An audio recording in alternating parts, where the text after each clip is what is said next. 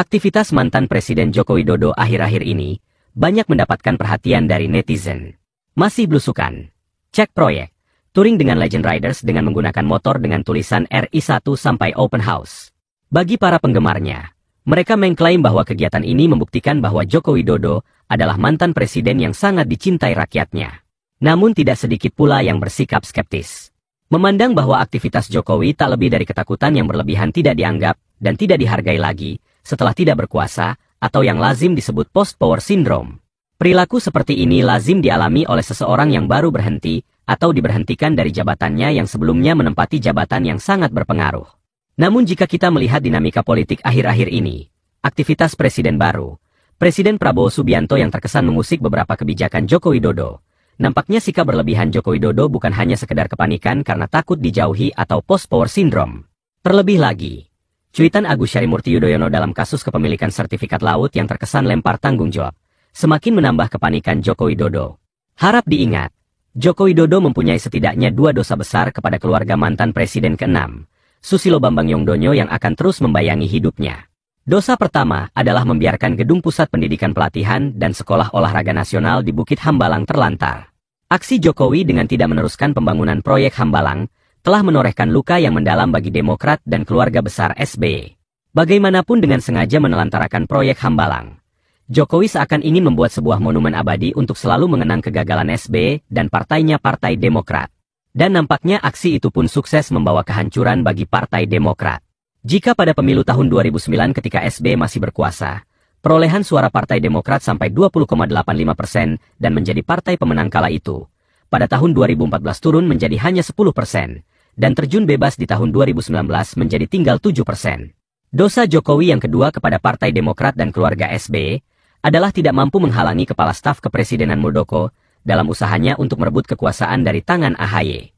Bahkan banyak pengamat politik yang berpandangan bahwa aksi Muldoko mengacak-acak Partai Demokrat adalah salah satu upaya yang didorong kelompok Jokowi dalam usahanya menghalangi Anies Baswedan maju sebagai calon presiden. Ketakutan Jokowi menghadapi Anies Baswedan dalam upayanya memperpanjang masa jabatannya selama 3 periode pernah diungkapkan Hasto Kristianto, Sekretaris Jenderal PDIP dalam salah satu wawancara di podcast YouTube. Lalu apa saja kebijakan Jokowi yang mulai diusik dan dibongkar di zaman Prabowo Subianto? Pertama, kasus pagar laut dan kepemilikan sertifikat di Laut Tangerang. Setelah kasus pagar laut di Tangerang viral di media sosial, Presiden Prabowo Subianto langsung memerintahkan TNI Angkatan Laut untuk membongkarnya. Namun upaya ini mendapatkan perlawanan dari mantan bendahara tim pemenangan Jokowi sekaligus Menteri Kelautan dan Perikanan Sakti Wahyu Trenggono. Masyarakat sempat bertanya-tanya, ada apa dan apa kepentingan menteri-menteri era Jokowi menghalang-halangi upaya pembongkaran pagar laut? Belakangan terungkap ternyata di sekitar laut yang dipagari sudah mempunyai sertifikat, baik sertifikat hak milik maupun sertifikat hak guna bangunan.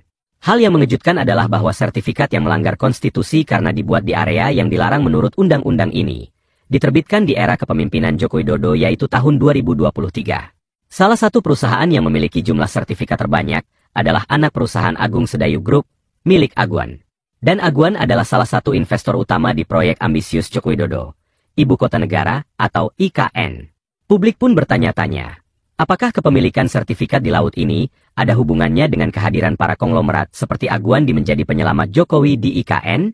Lalu dengan perintah tegas dari Prabowo untuk membongkar pagar laut dan mengusut tuntas dalang di balik pembuatan pagar membuktikan bahwa Prabowo mulai mengusik kawan dekat Jokowi, yang secara tidak langsung juga mengancam peran Jokowi dalam dugaan 4 guli terbitnya sertifikat laut.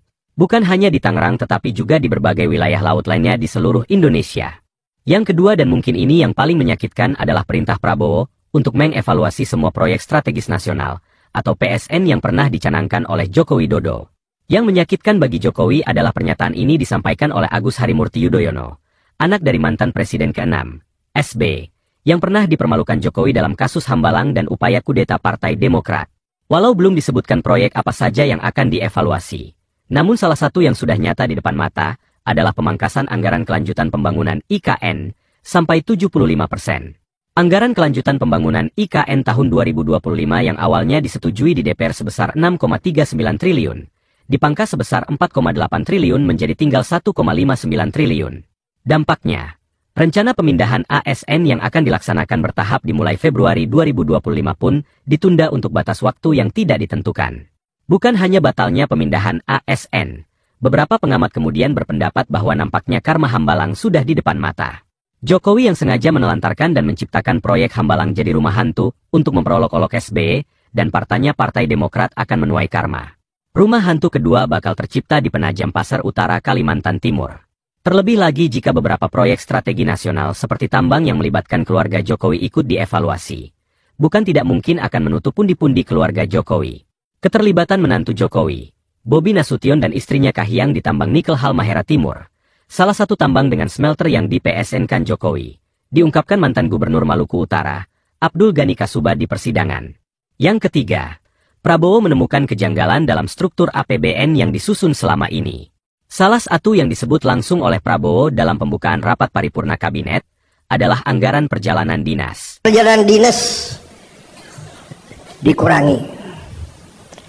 Saya potong setengah. Dengan setengah kita bisa menghemat 20 triliun lebih. Kalau kita hitung 20 triliun, berapa puluh ribu sekolah, gedung sekolah bisa kita perbaiki.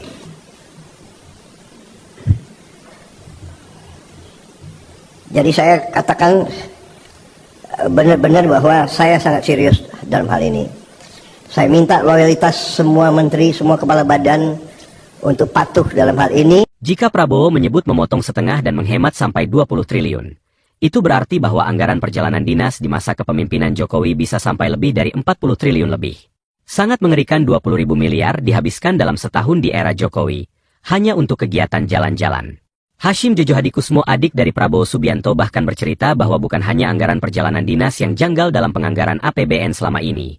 Terdapat kegiatan lainnya yang oleh Hashim disebut sebagai kegiatan konyol yang juga ikut dipangkas. Belakangan, Menteri Keuangan Sri Mulyani membeberkan ada 16 item belanja yang mengalami pemangkasan, diantaranya belanja ATK, sewa gedung, belanja percetakan dan souvenir dan lain-lain. Dari untayan peristiwa penting akhir-akhir ini, para pengusaha orang dekat Jokowi mulai diganggu. Proyek PSN termasuk IKN dievaluasi. Ancaman hilangnya mata pencarian ditambang dan temuan-temuan kejanggalan penganggaran APBN nampaknya membuat Joko Widodo tidak dapat menikmati masa purna baktinya dengan tenang di Solo. Adalah Menteri Koperasi yang tak lain Ketua Projo Budi Ari. Seorang yang diangkat menteri hanya karena dia mampu menggalang massa menjadi relawan pendukung, yang setiap bolak-balik Jakarta Solo melaporkan setiap kejadian di istana. Budi Ari yang pernah viral diduga menyelundupkan tim yang melindungi judi online di Kementerian Kominfo, terakhir terlihat di kediaman Jokowi di Solo pada hari Selasa, 28 Januari 2025. Sehari setelah kunjungan Budi Ari, tepatnya Rabu 29 Januari 2025, viral di media sosial, puluhan orang antri di depan rumah Jokowi. Salah satu akun TikTok, Menuju Indonesia Ju, mengunggah foto antrian tersebut dengan narasi, "Libur panjang masyarakat serbu rumah kediaman Presiden ke-7 RI Joko Widodo, antri sangat panjang untuk bertemu langsung, berfoto dan bersalaman."